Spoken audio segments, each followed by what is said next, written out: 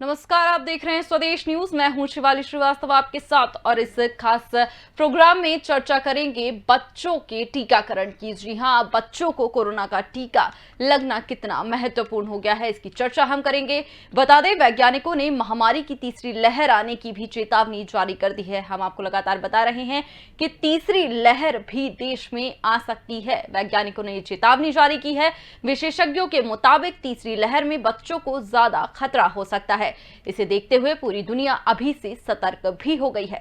विशेषज्ञों की चेतावनी के बाद पूरी दुनिया में वैक्सीनेशन का काम तेज कर दिया गया है। कई देश और कई राज्य अपनी अपनी तरह से निपटने की तैयारी में लग गए हैं। बात की जाए महाराष्ट्र की, तो राज्य सरकार ने बीएमसी के साथ मिलकर बच्चों के लिए कोविड वार्ड बनाने की तैयारी शुरू कर दी है। वहीं अगर बात करें मध्य प्रदेश की, तो वहां भी राज्य में 11,000 और बिस्तर बढ़ाए जा रहे हैं, जो कि सिर्फ बच्चों के लिए होंगे। दुनिया भर में कोरोना के चलते जारी तबाही के बीच अमेरिका से ये बड़ी खबर। अमेरिका के खाद्य और औषधि प्रशासन यानी एफडीए ने 10 मई को 12 से 15 साल के बच्चों के लिए फाइजर बायोएनटेक के वैक्सीन को आपातकालीन उपयोग के लिए मंजूरी दे दी है।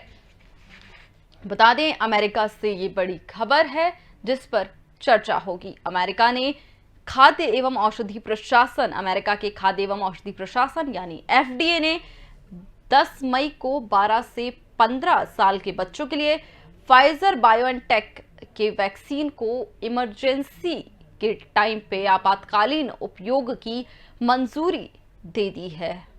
तीसरी लहर, विशेषज्ञों का कहना है कि बच्चों पर भी खतरनाक हो सकती है। जिस तरह से हमने देखा कि पहली लहर ने बुजुर्गों को अपनी चपेट में लिया, दूसरी लहर ने युवाओं को, वहीं अब ऐसा कहा जा रहा है कि तीसरी लहर बच्चों को अपने चपेट में भी ले सकती है, जिससे बचने के लिए कई देश, क्योंकि बच्चे सभी देशों का भविष्य है, अपने भविष्य को बचाने के लिए कई देश अभी से कोशिश में जुड़ गए हैं। कोरोना के खिलाफ इस लड़ाई में ये महत्वपूर्ण कदम अमेरिका पहला देश बन चुका है जिसने बच्चों को वैक्सीनेट करने का फैसला ले लिया है और जिसकी शुरुआत भी की जा रही है। वैज्ञानिकों की अगर माने तो तीसरी लहर खतरनाक हो सकती है, जो कि बच्चों को भी अपनी चपेट में ले सकती है। चर्चा में हमारे साथ शामिल हो रहे हैं डॉक्टर आर एन टंडन, पूर्व जनरल सेक्रेटरी आईएमए, और डॉक्टर करण पीपरे, पूर्व सुप्रिंटेंडेंट रायपुर एम्स। सर, बहुत बहुत स्वागत है आप दोनों का स्वदेश न्यूज में। थैंक यू वेरी मच, धन्यवाद जी। डॉक्टर टंडन, सबसे पहले आपसे ये सवाल, जिस तरह से हम देख रहे हैं, जिस तरह से हम लगातार चर्चा भी कर रहे हैं कि तीसरी लहर जो है बच्चों को भी अपनी चपेट में ले सकती है, लगातार हम बात कर रहे हैं इस बारे में कि बच्चों को कैसे बचाया जाए, बच्चों की सुरक्षा कैसे की जाए। ऐसे में अमेरिका ने एक महत्वपूर्ण कदम उठाया है। फाइजर बायोएनटेक की वैक्सीन को उन्होंने आपातकाल उपयोग के लिए बच्चों के लिए मंजूरी दे दी है। कैसे देखते हैं आप इस खबर को? ये बात जो बच्चों को वैक्सीनेशन की है काफी समय से चल रही है जी। थर्ड वेव का जो चल रहा है कि थर्ड वेव आएगी और उसमें बच्चों पे असर पड़ेगा, और उससे पहले भी बच्चों के लिए वैक्सीनेशन का जो है शेड्यूल चल रहा था, उनके लिए टेस्टिंग हो रही थी, सेफ्टी प्रोफाइल चेक किया जा रहा था। क्योंकि जब हम हर्ड इम्यूनिटी की बात करते हैं तो अमेरिका के लिए नहीं मैं कहूँगा, पर हिंदुस्तान के लिए हर्ड इम्यूनिटी करने के लिए अगर आपको 80% पॉपुलेशन को इम्यूनाइज करना है या वो नेचुरली इन्फेक्ट हो गए हैं, तो यानी कि हमें अपने बच्चों का भी उसके अंदर खास ख्याल रखना है। क्योंकि हिंदुस्तान की रफली 30 से 35% पॉपुलेशन जो है वो पीडियाट्रिक एज की, तो ये बहुत जरूरी था कि इस तरीके की कोई वैक्सीन आए। और ये फाइजर की काफी समय से स्टडी चल रही थी, इंडिया में भी स्टडी चल रही है, बच्चों के ऊपर सेफ्टी के लिए देखा जा रहा है। तो जिस तरह से एफडीए ने 12 से 15 साल के लिए अप्रूव किया है, ये एक अहम कदम रहेगा कोरोना की महामारी से लड़ने के लिए। क्योंकि सबसे इम्पोर्टेंट चीज ये है कि एक समय के साथ हमें वैक्सीनेशन सबको देना है और वैक्सीनेशन ही इस पेंडेमिक से निजात दिला पाए। बाकी जो भी हम काम करेंगे वो आपको शॉर्ट टर्म गेन्स देगा, पर लॉन्ग टर्म गेन्स जो है वो वैक्सीनेशन से मिलने की आशा की जाती है। वैक्सीनेशन को चाहे हम अभी पूरा करें या हमें बाद में बूस्टर डोजेस भी देनी पड़े, तो उससे कम से कम हम पेंडेमिक से लड़ाई लड़ते रहेंगे फ्यूचर में। तो ये बहुत बड़ा कदम है और एक बहुत अच्छी सी चीज है। अभी भी हमारे पास एक बड़ा तबका रह जाएगा 2 साल से और 12 साल तक, क्योंकि उनको भी वैक्सीन की किसी न किसी समय जरूरत पड़ेगी। सेकेंड पेंडेमिक जो अभी सेकेंड वेव आई है, विश्व भर में और हिंदुस्तान में भी देखा गया है कि छोटे बच्चे भी जो हैं वो इफेक्ट हुए कोरोना से, नवजात शिशु भी जो है वो कोरोना से इफेक्ट हुए, 15 दिन का बच्चा भी कोरोना से इन्फेक्ट हुआ था। तो यानी कि बच्चों का जो हम मान के चलते थे कि उनको कोई इन्फेक्शन नहीं होगा, ऐसा नहीं होगा। और अब क्योंकि हमारी सारी पॉपुलेशन का जो एक एस्टिमेट दिया जाए कि ग्रुप में बुजुर्गों का, मिडिल एज का और बच्चों का, तो बुजुर्ग सबसे पहली वाले केस में फर्स्ट वेव में असर आया उनके ऊपर। सेकेंड वेव में हम देख रहे हैं कि यंगस्टर्स के ऊपर असर ज्यादा हुआ।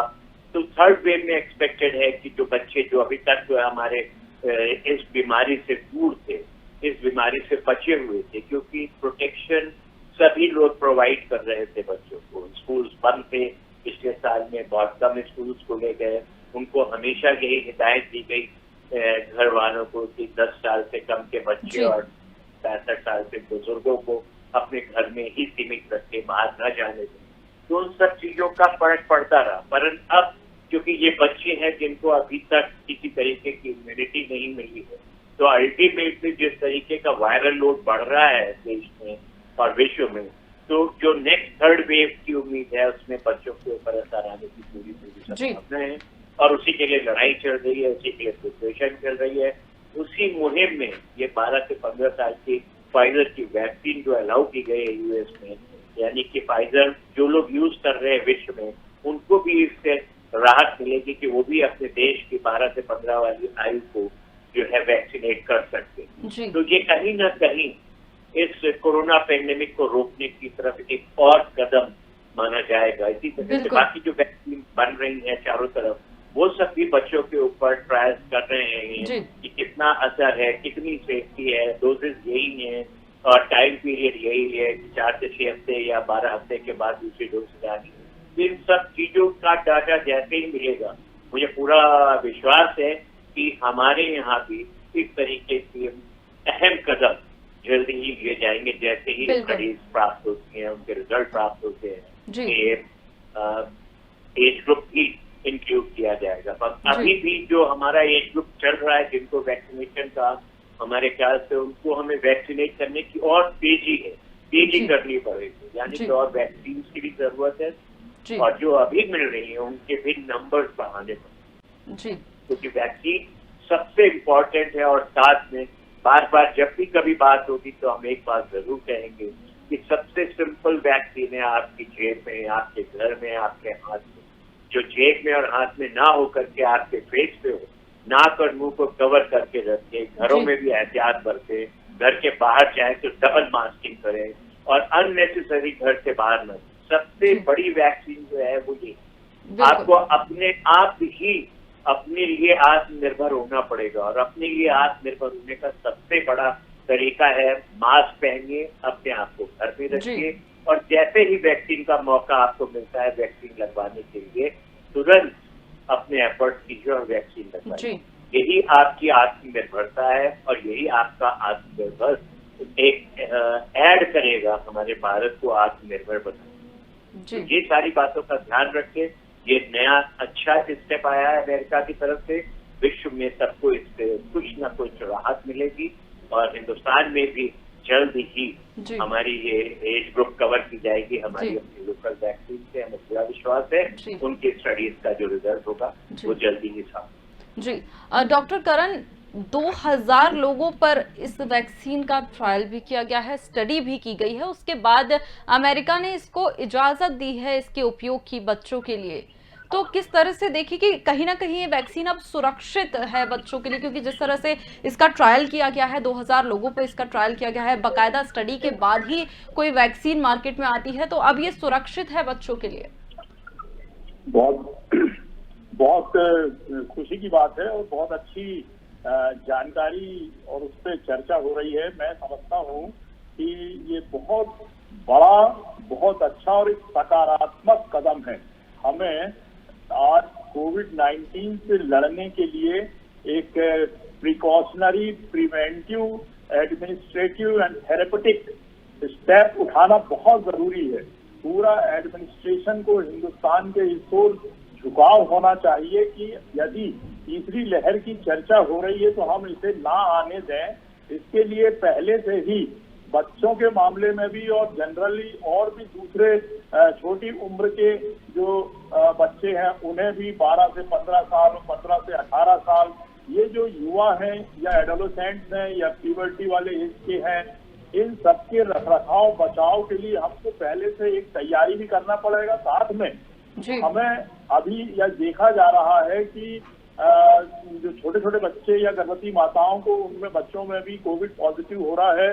डाटा या मुझे उसका स्टैटिस्टिक्स तो नहीं मालूम है कि कितने बच्चों की रिकवरी हुई है अच्छी या कितने फेल हुए हैं, और ये नहीं होना चाहिए। जैसा कि हम सभी लोग जानते हैं, पूरे विश्व के लोग जानते हैं कि पैदा होते से ही बच्चों में वैक्सीनेशन होता है। एक पीडियाट्रिक एज ग्रुप होती है जिसमें हर एज में बच्चों को वैक्सीनेट किया जाता है और अनेकों बीमारियों से उनका बचाव किया जाता है, जिससे उनकी ना ही बीमारी होती है ना ही डेथ होती है। उदाहरण के रूप में पैदा होते से ही जैसे ट्यूबरकुलोसिस, डिप्थीरिया, परटूसिस और टिटनस और न्यूमोकॉकस, निमोनिया वाला और मेनिंजाइटिस, ब्रेन में जो इन्फेक्शन होते हैं, इस प्रकार के बैक्टीरिया जो होते हैं, कीटाणु जो होते हैं, उससे बचाव के लिए भी बच्चों में वैक्सीनेशन होता है। ठीक इसी प्रकार हेपेटाइटिस ए, बी और पोलियो, चिकन पॉक्स, ये सब बहुत बड़ी बड़ी महामारियां होकर के चली गई हैं और आज इनके वैक्सीन बने हैं जो सही मायने में बच्चों की जान बचाते हैं। मृत्यु दर घटाया गया है। इन्फ्लुएंजा वैक्सीन है, मीजल्स के हैं, मम्स के हैं, रुबेला, वेरिसेला, और अब बड़ों में भी लगते हैं इस प्रकार के वैक्सीन, जैसे कैंसर के ऑन्को वायरस होते हैं, उससे बचाव के लिए। तो मैं समझता हूँ बच्चों में भी ये ऑन्को वायरस से मौतें होती हैं, तो सब प्रकार के वैक्सीन टेस्टेड होते हैं। और जैसे कि अमेरिका का आपने बताया कि उनको परमिशन इमरजेंसी में मिला है, तो स्टडी हुई होगी, रिसर्च किया गया होगा। जो वायरोलॉजी की लैब होती है उसमें चिकित्सक लोग इसमें रिसर्च करते हैं, अप्रूवल मिलता है और टेस्टिंग होती है। फिर उसका जो फूड एंड ड्रग एडमिनिस्ट्रेशन होता है, चाहे वो अमेरिका का हो, किसी भी कंट्री का हो, इंडिया का हो, तभी टेस्टेड जो लेबोरेटरी में जो सेटिंग होती है उसमें टेस्टिंग के बाद में ही ये वैक्सीन गवर्नमेंट के ऑर्डर से, चाहे किसी भी कंट्री की हो गवर्नमेंट, उसके आदेशों से, उसकी मिनिस्ट्री ऑफ हेल्थ से जारी किया जाता है चिकित्सकों को और डिपार्टमेंट ऑफ हेल्थ को, हॉस्पिटल्स को, बड़े बड़े प्राइवेट सभी जगह इसकी सूचना दी जाती है। राइटिंग में होता है ये सब काम, अनाउंसमेंट होता है और प्रोटेक्शन के तौर पे बच्चों को लगाया जाता है। और किसी भी प्रकार से अधिक इन वैक्सीन से बुखार आता है, सिर दर्द होता है, इसके अलावा कोई भी वो नहीं होता। इसीलिए कि ये टेस्ट होने के बाद में इसका मैन्युफैक्चरिंग होती है, बनाया जाता है, और जो कंपनीज हैं, बड़ी बड़ी विश्वास पात्र कंपनियां हैं ये सब विश्व की, और जैसे फाइजर है और भी दूसरी बायोटेक वगैरह, और आज वर्तमान में हमारा कोविशील्ड और कोवैक्सीन वगैरह जो लग रहा है, ये इतना सक्सेस है कि मैं समझता हूँ कि किसी प्रकार का किसी को कोई भी नुकसान नहीं हो रहा है।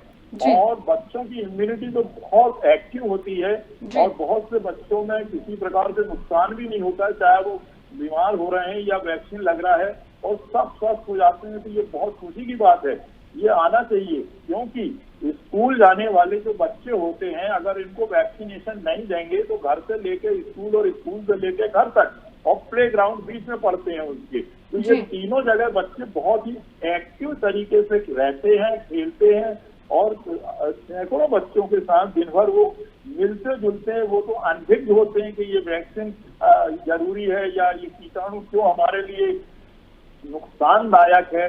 उन बच्चों को नहीं मालूम रहता है इतना पूरा नुकसान उनको, और वो अनभिज्ञ होकर के और खेलते रहते हैं, घूमते रहते हैं, मास्क भी नहीं लगाते हैं, जो इंस्ट्रक्शन देते हैं बच्चे फॉलो नहीं कर पाते हैं। वो उम्र एक ऐसी होती है, नादान उम्र होती है, उनको ये सब चीज का उतना ज्ञान नहीं होता, लेकिन मम्मी पापा, स्कूल टीचर्स और जो गाइडलाइंस रहती है उनको समझाया जाता है, उसके बाद भी गलती होती है। तो जी। यदि कोई बच्चे को इन्फेक्शन हो जाए स्कूल से और वो खेल के मैदानों में जाता है और वहां किसी को हो जाए, जी। फिर घर आता है या घर में किसी सदस्य को है और बच्चे को हो जाए इन्फेक्शन, तो इस प्रकार की जो साइकिल है इन्फेक्शन की वो कंट्रोल नहीं होगी, जिसको आप चेन कहते हैं। तो चेन को ब्रेक करना बहुत जरूरी है और यही एक ऐसा साधन है, आज अप्रूव्ड साधन है जो विश्वसनीय है कि वैक्सीनेशन से ही इस प्रकार के इन्फेक्शन को और इस इन्फेक्शन के साथ की जो महामारी है जी। और इसको हम रोक सकते हैं, 100% रोक सकते हैं। तो शासन की जो गाइडलाइंस के तौर पे अमेरिका ने जो पहल की है, चाहे वो इमरजेंसी में हो, जल्दी में हो, लेकिन टेस्टिंग होने के बाद होती है, हर बच्चा, हर इंसान, हर अधिकारी और हर चिकित्सक जो बनाता है वो इतना जिम्मेदार है, इतना महत्वपूर्ण है, चाहे बनाने वाला हो, चाहे टेस्ट करने वाला हो, चाहे परमिशन देने वाला हो, चाहे माँ बाप के जो बच्चे हैं, ये सब बहुत कीमती हैं, बहुत जिम्मेदार हैं और इनकी जान को बचाने के लिए जो भी कदम अच्छे से अच्छा उठाया जा रहा है वो उठाना चाहिए और वैक्सीनेशन लगना चाहिए। जी डॉक्टर टंडन, जहां हम वैक्सीन की बात कर रहे हैं तो ऐसे में वैक्सीन को ही हथियार माना जा रहा है। वैक्सीन को हथियार के तौर पर हम देख रहे हैं कि जिस तरह से हालात बिगड़ते नजर आ रहे हैं उसमें वैक्सीन हमारा हथियार है। तो जिस तरह से बच्चों के लिए भी हम बात कर रहे हैं कि तीसरी लहर से पहले ही हम बचाव करके रखें ताकि उस समय में वो जो पैनिक की स्थिति बन जाती है वो ना हो, कि उस समय पर हमें ये ना ढूंढना पड़े कि जिस तरह से आपने भी बताया था कि बच्चों के मास्क कहाँ है, उन्हें कौन सी वैक्सीन लगाई जाए, या उनके लिए उस टाइम पर वो पैनिक की स्थिति ना बने। तो ऐसे में मॉडर्ना नाम की वैक्सीन का भी ट्रायल हो रहा है विदेश में। मॉडर्ना नाम की वैक्सीन भी ट्रायल में है और बहुत जल्द इसके भी परिणाम सामने आने वाले हैं। तो कितनी अच्छी ये बात है कि अलग अलग वैक्सीन जो आ रही हैं, बात कर ली जाए कोविशील्ड की, कोवैक्सीन की, स्पुतनिक वी की या फिर अब फाइजर बायोएनटेक की, तो कितनी अच्छी बात यह है कि अगर एक और वैक्सीन भी आती है तो कितना ज्यादा उससे सहूलियत हो जाएगी लोगों को। देखिए, वैक्सीन ही एक अल्टीमेटली हमारे पास हथियार है जिससे हम इस पेंडेमिक की लड़ाई लड़ सकते हैं। इसमें दो राय नहीं है। जिस तरह से फाइजर ने शुरू किया है, और वैसे मैं बताना चाहूंगा कि कनाडा भी फाइजर वैक्सीन को अप्रूव कर चुका है 4 दिन पहले पीडियाट्रिक यूज के लिए। इसी तरह से मॉडर्ना और फाइजर वैक्सीन ऑलमोस्ट एक जैसी है, mRNA वैक्सीन है, तो उसका भी रिजल्ट आ जाएगा। जी। अपने यहाँ भी कोवैक्सीन का ट्रायल चल रहा है, फेज 3 ट्रायल चल रहा है बच्चों के ऊपर, और उसका क्या रिजल्ट आ जाएगा उसके हिसाब से हमें मिलेगी, क्योंकि ये सेफ्टी सब में मिलेगी। पर ये होता है कि पहले सेफ्टी चेक करना जरूरी होता है। पहले एडल्ट्स में सेफ्टी चेक की जाती है, वो सेफ्टी चेक हो गई और आप इस समय उसको इमरजेंसी यूज में देख रहे हो और फेज 3 ट्रायल कंप्लीट हो गया, उसके रिजल्ट्स भी कोवैक्सीन के अच्छे आ गए। तो इस तरह से और भी वैक्सीन जो है सभी लोग टेस्ट कर रहे हैं। शुरू में बच्चों पे इसलिए इनको टेस्ट नहीं किया गया कि इनिशियल फाइंडिंग जो थी कि कोरोना वायरस जो है वो एडल्ट्स को, जो कि मोबिलिटी की वजह से फैल रहा है, एक शहर से दूसरे शहर जाना, तो बच्चों की मोबिलिटी कम थी, उनको नहीं हो रहा था, तो ये माना जा रहा था कि बच्चों को इसमें इन्फेक्शन नहीं हो रहा है, तो उनके ऊपर क्लिनिकल ट्रायल्स नहीं किए गए। पर सेकेंड वेव के बाद ये देखा गया कि कहीं कहीं पर बच्चों के ऊपर भी असर आने लगा। तो सेकेंड वेव में जब चेंजेस देखे गए कि किस नंबर के लोगों को असर हो रहा है, तो फिर ये माना गया अगर ये नंबर बढ़ रहा है, वायरस लोड बढ़ रहा है वर्ल्ड में, तो जो बचे हुए लोग हैं बच्चे, उनके ऊपर भी ये अटैक होगा। तो इसलिए फाइजर ने शुरू करी है, भारत बायोटेक ने भी शुरू करी हुई है, तो हमें तुरंत ही जितनी जल्दी इनकी सेफ्टी पता चलेगी अपनी हिंदुस्तानी वैक्सीन की, तो ये वैक्सीन भी भारतवर्ष में उपलब्ध है तो बच्चों के लिए मिलेगी। परंतु वैक्सीन के आने का इंतजार हम नहीं करेंगे। जी बिल्कुल। वैक्सीन जब आएगी हम तभी दे पाएंगे, उसके इंतजार में हमें हाथ में हाथ रखकर नहीं बैठेगा। हमें इस फेज 3 की लड़ाई के लिए, जैसे हम बार बार कह रहे हैं, हमने बच्चों के लिए तैयारी करनी। जैसे अभी आपने भी कहा कि महाराष्ट्र गवर्नमेंट बीएससी के साथ मिलकर पीडियाट्रिक केयर की तैयारी कर रही है, बेड्स तैयार कर रही है, वो देख रहे हैं कि बच्चों के लिए किस किस चीज की जरूरत पड़ेगी, क्या क्या चीजें उन्होंने अरेंज करनी है, उन सबका इंतजाम करनी। तो ये इंतजाम सिर्फ महाराष्ट्र तक सीमित नहीं रहने चाहिए। हमारा देश बहुत बड़ा है, 140 करोड़ पॉपुलेशन वाला है, 30% इसमें बच्चों की एज ग्रुप है, पीडियाट्रिक एज ग्रुप है, यानी कि अप टू 18 जी। है। तो हमें हर चीज का ध्यान रखना है, उनकी हिसाब से हमें तय करना है कि हमें क्या क्या चीजों की जरूरत है, क्योंकि जी। ये सबको पता है कि हमारी एडल्ट आईसीयू, जिनको बड़े लोगों के लिए आईसीयू है या कार्डियक इंटेंसिव जी। केयर यूनिट होती है, वो सब होती है। और जब हम पीडियाट्रिक आईसीयू की बात करते हैं तो वो चुनिंदा अस्पतालों में, बड़े शहरों में ही जी। हर जगह पे पीडियाट्रिक आईसीयू या नियोनेटल आईसीयू की सुविधाएं उपलब्ध नहीं होती। हालांकि हर जगह कोशिश की जा रही है कि नियोनेटल आईसीयू और पीडियाट्रिक आईसीयू स्टैब्लिश करी जाए, जी। पर इस समय उनकी क्या स्टेटस है, इस समय उनमें हमें किस किस सामान की जरूरत पड़ने वाली है, क्योंकि अब हमें पिछले 1 साल में काफी ज्ञान हो चुका है कि हमें क्या क्या चीजों की जी, जरूरत पड़ती है बिल्कुल। पेशेंट मैनेज करने के लिए। तो उन सब चीजों का इंतजाम आज पहले से ही करके रखना है। जी। ऑक्सीजन के डिस्ट्रीब्यूशन और ऑक्सीजन का मोबिलाइजेशन और कैसे उन्हें एक जगह से लेके जाना है और कैसे कोशिश ये की जा रही है इस समय की लोकली प्रोड्यूस करी जाए। बड़े बिल्कुल। अस्पतालों में अपने सब लोग जो है ऑक्सीजन जनरेटर्स लगाएं और ऑक्सीजन प्रोड्यूस करें। तो जी। जहाँ जहाँ ये सब जनरेटर लगते हैं वहाँ पे कम से कम 20% ऑक्सीजन वो अपनी जो यूज किया है वो जनरेट कर लेंगे।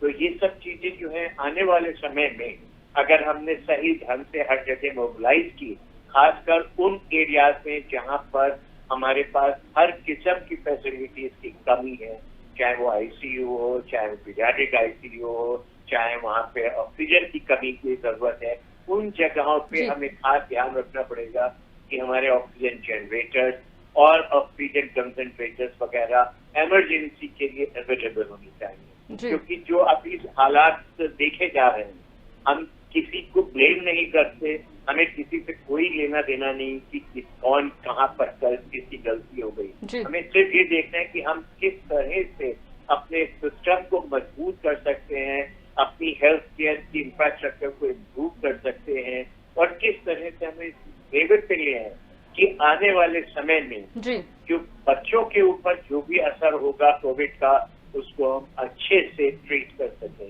क्योंकि बच्चों पे कोई भी आपदा आती है तो हर जगह जो है परेशानी हो जाती है, हर जगह से आवाजें उठने लगती है, चाहे वो छोटे से एरिया में ही होती है, परंतु फिर भी हमें उन सब चीजों का ध्यान बहुत अच्छे से रखना है। क्योंकि हमेशा देखा जाता है कि जब भी कभी समर्स में एन्केफेलाइटिस होती है बच्चों में, तो उसका इतना हंगामा हो जाता है कि परेशानियां हो जाती है। तो अब उन सब चीजों से सीखना है कि वो जो छोटी छोटी चीजें हमें दिक्कत करती हैं इन सब एपिडेमिक्स को मैनेज करने में, उन सबको अभी से ही संभाल के रखना है, जिससे हम आने वाले इस कोरोना के कहर को हर हाल में रोक सके। और सबसे बड़ी जरूरत है कि आज हमारे पूरे देशवासियों की ये जिम्मेदारी बनती है कि वो कोरोना को बढ़ने ना देना। बढ़ने ना देने में सिर्फ 2 ही चीजें कामयाब हैं, मास्किंग और घर में रहना। वैक्सीन तो जब आपका समय आएगा आप लगवाएं, वो सबसे बड़ी लड़ाई है पेंडेमिक की, उसको खत्म करने के लिए, फ्यूचर के लिए। पर आज की तारीख में अगर हमें लड़ाई लड़नी है तो हमारे 2 ही हथियार है, घर में रहिए, मास्किंग यूज कीजिए और अपने बच्चों को भी घर से बाहर न जाने दें, उनको भी अपने घर में रखें। परंतु साथ में ये भी ध्यान रखें कि उनके मेंटल स्टेटस पे कोई फर्क ना पड़े आपके इन सारी चीजों का। उन्हें आप थोड़ा थोड़ा करके हर चीज पे बाकायदे जो है समझा सकते हैं कि क्या चीजें हैं, क्या प्रिकॉशन लेना है, क्यों नहीं बाहर खेलने जाना है, घर में ही क्यों खेलना है। हर चीज को समझाना पड़ेगा हर एक इंसान को, हर एक नागरिक को, हर एक पेरेंट को, हर एक भारतीय नागरिक को। ये हम सबका कर्तव्य है। ये एकजुट होके अगर हम 140 करोड़ लड़ेंगे तो हम जरूर कोरोना पे विजय पाएंगे। ध्यान रहे, मास्क और घर में रहना, सोशल डिस्टेंसिंग और हैंड सैनिटाइजेशन। साबुन पानी से हाथ धोएंगे तो आप अन्य बीमारियों से भी बचेंगे, क्योंकि इस समय कोरोना को बचाना है परंतु उसके साथ में और बीमारियों से भी बचना है। समर्स आ गए हैं, इसमें जितने भी बैक्टीरियल डायरियाज होते हैं, जो वायरल डायरियाज होते हैं, उनका एकमात्र उपाय है साबुन पानी से हाथ को धोइए, अपने शरीर में पानी की मात्रा को खूब बढ़ाते रहिए। तो इन सब चीजों से आप वायरस से भी बचेंगे, कोरोना से भी बचेंगे और बैक्टीरियल डायरिया से भी बचेंगे।